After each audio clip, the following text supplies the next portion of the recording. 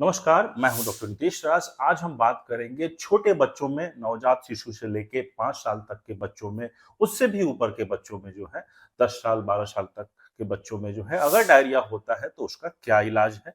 Totally हम treatment based जो है फोकस रहेगा यहाँ पे। और कुछ बहुत इंपॉर्टेंट बातें जो हर माँ बाप को जाननी चाहिए, खासकर बच्चों में अगर डायरिया होता है तो। सबसे पहला जो इंपॉर्टेंट पॉइंट है कि डायरिया जो है, मैक्सिमम जो केसेस देखा जाता है वो 90% वायरल होता है। और आप सबको मालूम है कि वायरल का मेनली जो है कोई ट्रीटमेंट यूजुअली नहीं है, जस्ट सिम्प्टोमेटिक जो है ट्रीटमेंट चलता है। और सिम्प्टोमेटिक ट्रीटमेंट में भी आपको मालूम है कि ओआरएस देते हैं, जिंक देते हैं, प्रोबायोटिक्स देते हैं, ये सब देते हैं। अब किस एज ग्रुप में क्या देते हैं इस पे हम बात करेंगे, बट ये याद रखिएगा कि जो एंटीबैक्टीरियल दवा जो है, एंटीबैक्टीरियल दवा वो आपको नहीं देना है, क्योंकि मैक्सिमम जो होता है वो वायरस के कारण होता है। तो एंटीबैक्टीरियल जो है, सिप्रोफ्लोक्सासिन, मेट्रोनिडाजोल या एजिथ्रोमाइसिन, ये सब नहीं दिया जाता है। तो चलिए शुरुआत करते हैं। सबसे पहले अगर हम बात करते हैं कि डेंजर साइन, हर माँ बाप को अगर छोटे बच्चे हैं उनको ये चीज पता होना चाहिए कि डेंजर साइन क्या है। अगर डिहाइड्रेशन, किस हद तक डिहाइड्रेशन घर में संभाला जा सकता है या डॉक्टर से दिखाया जा सकता है ओपीडी तक, और किस हद के बाद जो एक लिमिट के बाद जो है एडमिशन करने की जरूरत पड़ती है। कुछ पॉइंट्स मैंने दिया है, आप देख सकते हैं कि बच्चा अगर फीड नहीं कर रहा है, अच्छे से फीड नहीं कर रहा है, एकदम सुस्त पड़ गया है, पेशाब नहीं हो रहा है, तो ये सब, और काफी इरिटेटेड हो गया है, तो ये सब साइन है कि जो है डिहाइड्रेशन काफी ज्यादा है। आंख पूरा जो है धंसा हुआ है, संकेत स्किन का जो टोन होता है, इलास्टिसिटी होता है, वो कमजोर हो जाता है, स्किन फ्लैसिड पड़ जाता है। इसीलिए पिंच टेस्ट बोलते हैं, जैसे उसको बच्चे को पिंच करके स्किन उठाते हैं वो धीरे धीरे नीचे जाता है, that is called as pinch test positive. तो हम शुरुआत करते हैं नियोनेट से, एकदम जो है नवजात शिशु, अप टू 28 डेज तक, जन्म से लेके 28 दिन तक हम लोग नियोनेट्स बोलते हैं। और इस केस में अगर डायरिया होता है तो यूजुअली हम लोग बोलते हैं कि बेटर है एडमिट कर देना। इस केस में, नवजात शिशु के केस में जो है ज्यादा चांसेस होता है सेप्सिस का, या बहुत बार लैक्टोज इंटॉलरेंस होता है, बहुत बार नेक्रोटाइजिंग एंटेरोकोलाइटिस होता है। बेटर है नवजात शिशु को 0 से लेके 28 दिन तक के बच्चे को एडमिट कर देना और एक पेडिट्रिशियन के अंडर में रखना, ये ज्यादा जो है कारगर होगा और बच्चा जो है जल्दी ठीक हो जाएगा। इसका इलाज ओपीडी बेस्ड ट्रीटमेंट ना करना ही बेटर होगा। अब बच्चा जब एडमिट होगा तो क्या दिया जाएगा, एनएस या आरएल का जो है बोलस इंजेक्शन। अगर बच्चा काफी सुस्त है, मतलब शॉक टाइप का हो गया है, तो उस समय जो है बोलस इंजेक्शन दिया जाता है 20 ml पर केजी बॉडी वेट के हिसाब से, और फिर उसके बाद जो है मेंटेनेंस डोज दिया जाता है और एंटीबायोटिक्स दिया जाता है। एंटीबायोटिक जो है फेवरेट अगर दिया जाए तो एमोक्सिसिलिन जो है सबसे बेस्ट होता है, साथ में जेंटामिसिन जो है एंटीबायोटिक्स दिया जाता है, जेंटामिसिन या एमिकासिन। एमिकासिन ब्रॉड स्पेक्ट्रम हो जाता है, जेंटामिसिन थोड़ा सा कम है, स्पेक्ट्रम थोड़ा कम है एमिकासिन से। अगर हम ये दोनों कॉम्बिनेशन नहीं देना चाहते हैं तो सेफोटैक्सिन भी दे सकते हैं इंजेक्शंस, तो ये आपको देना होगा।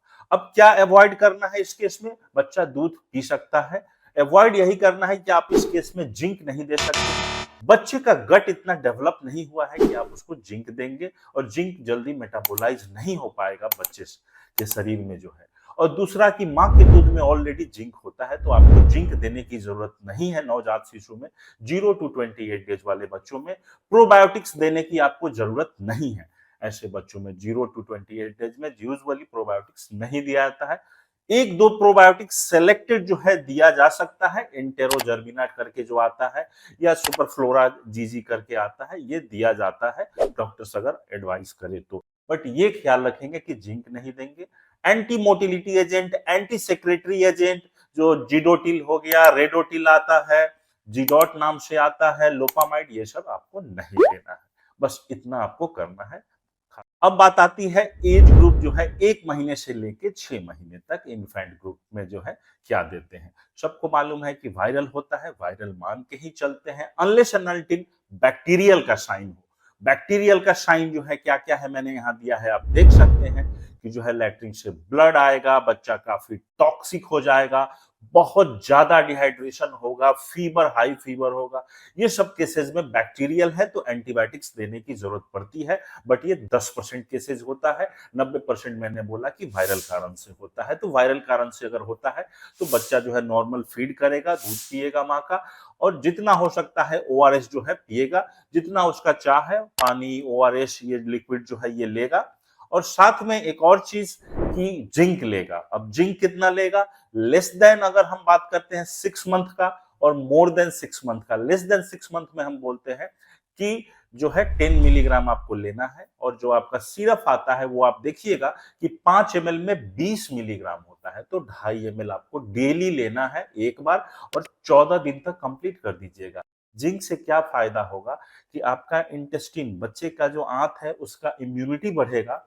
उसके बाद जो है, जो सेल का रिपेयर बहुत जल्दी होगा, जो डायरिया में इन्फ्लामेशन हुआ है, सूजन हुआ है, वो रिपेयर जल्दी होगा, और फ्यूचर में 2-3 महीने में जो है डायरिया होने का चांस काफी कम जाएगा। तो ये जिंक का फायदा होता है। तो ये डोज इसका आप याद रखिएगा। नेक्स्ट अगर हम बात करते हैं और क्या दिया सकता है, तो probiotics. Of course probiotics, zinc और प्रोबायोटिक दोनों देखा गया है कि जो ड्यूरेशन होता है इलनेस, इसको ये कम करता है। मतलब जो बीमारी 5 दिन रहेगा, हो सकता है 3 दिन में ही ठीक हो जाए। तो ये प्रूवन बेनिफिट्स हैं इसके। तो जिंक का तो मैंने बताया। और आपको मालूम है कि जो प्रोबायोटिक्स होता है, प्रोबायोटिक्स के अंदर जो है बहुत सारे जो है बैक्टीरिया आते हैं, स्पोर्स आते हैं, और कुछ जो है फंगस भी हैं जो इसके अंदर सैक्रोमाइसीज आते हैं। प्रोबायोटिक्स के अंदर जो है बैक्टीरिया होते हैं, यूजफुल गट बैक्टीरिया होते हैं, गट के फ्लोरा को जो है रीस्टोर करते हैं, डायरिया में जो जो डैमेज हुआ है उसको रिपेयर करते हैं, रीस्टोर करते हैं, इम्यून सिस्टम को हेल्दी बनाते हैं, और गट को हेल्दी रखते हैं। तो ये प्रोबायोटिक्स दिया जाता है। प्रोबायोटिक्स बहुत सारे हैं, आप कुछ भी दे सकते हैं, इसमें से कोई भी चूज करके दे सकते हैं। डेरोलिक है, विजिलैक है, बिफिलैक है, ये सब जो है सैसे के फॉर्म में आता है। अब बात यहीं पे आती है कि अगर डायरिया फिर भी स्टॉप नहीं हो रहा है, क्योंकि बहुत गार्जियन जो है परेशान हो जाते हैं कि चलो मान लिया वायरल है, ओआरएस दिए जा रहे हैं, पानी दिए जा रहे हैं, जिंक का सप्लीमेंट दे रहे हैं, और साथ में प्रोबायोटिक्स भी दे रहे हैं, बट स्टिल डायरिया कंट्रोल नहीं होता है। तो इस केस में जो है, बहुत खासकर हम कोशिश करते हैं कि 2 महीने से ऊपर के अगर बच्चे हैं, तो उस केस में जो है हम लोग ये जो जिडॉट जो आता है, रेसिकैडोट्रिल, रेसिकैडोट्रिल जो है एंटी सेक्रेटरी एजेंट है। हमारी आंतों से जो सेक्रीशंस होता है, सेक्रीशंस और डायरिया को और बढ़ाता है, उस सेक्रीशंस को कम कर देता है, तो डायरिया स्टॉप करता है। तो ये भी जो है, इसका भी डोज मैंने दिया है। कैसे दिया जाता है? ये जिडॉट नाम से आता है, सैसे आता है, दिन में 2 बार भी लिया जा सकता है, उससे ज्यादा भी ले सकते हैं। और रिडोटिल नाम से बहुत कॉमनली जो है ये सैसे आता है। कोई भी एंटीबायोटिक देने की आपको जरूरत फिलहाल नहीं है। वेट कीजिए, हल्का फीवर अगर होता है तो पैरासीटामोल दे के रखिए, but don't give any antibiotics. ये जो रेसिकैडोट्रिल है, रेसिकैडोट्रिल जो जिडॉट या रिडोटिल नाम से जो आता है, सैसे आता है, नियोनेट्स खासकर जो है 0 से लेके 28 डेज के बच्चों में भूल के भी नहीं देना है। और अगर 1 से 12 महीने तक के बच्चों में अगर देना है तो एक डॉक्टर के सुपरविजन में देना है। डोज जो होता है 1.5 मिलीग्राम पर केजी बॉडी वेट पर डोज होता है, और 1 से ऊपर में यूजुअली जो है इसको रिकमेंड किया जाता है। अब बात आती है कि रेसिकैडोट्रिल और लोपेरामाइड, ये दोनों में क्या अंतर है? रेसिकैडोट्रिल जो होता है एंटी सेक्रेटरी एजेंट है, ये सेक्रीशंस को कम कर देता है और डायरिया को स्टॉप करने की कोशिश करता है। जबकि लोपेरामाइड जो है इंटेस्टिन की मोटिलिटी पे असर करता है। गट का मोटिलिटी जो है काफी स्लो हो जाएगा, स्लगिश हो जाएगा।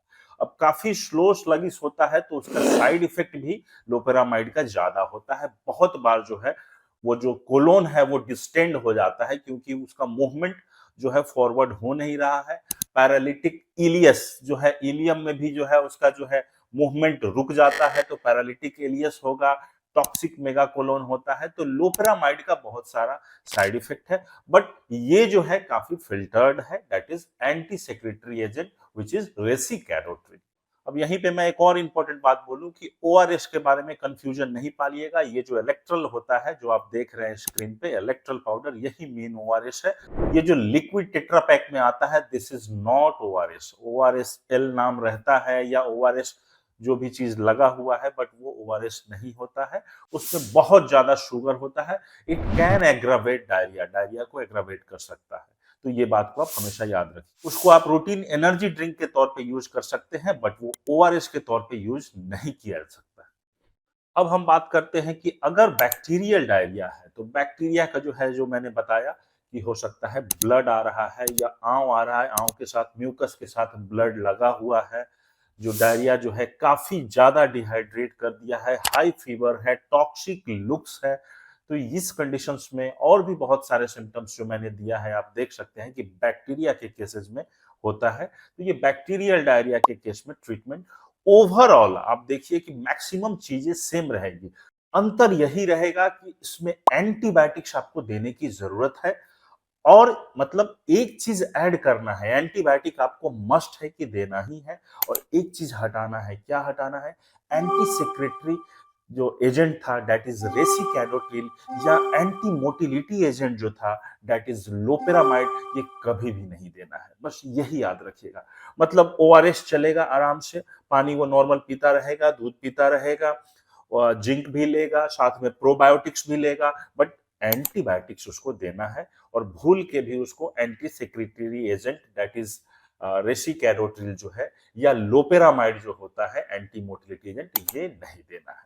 अब किस एज ग्रुप में कौन सा एंटीबायोटिक्स देते हैं, यूजुअली आपको पता होना चाहिए। और इससे पहले मैंने बताया है कि 0 to 28 डेज में जो है, मैंने बताया है कि एम्पिसिलिन और जेंटामिसिन का जो है कॉम्बिनेशन, या सेफोटैक्सिन, ये जो है देते हैं।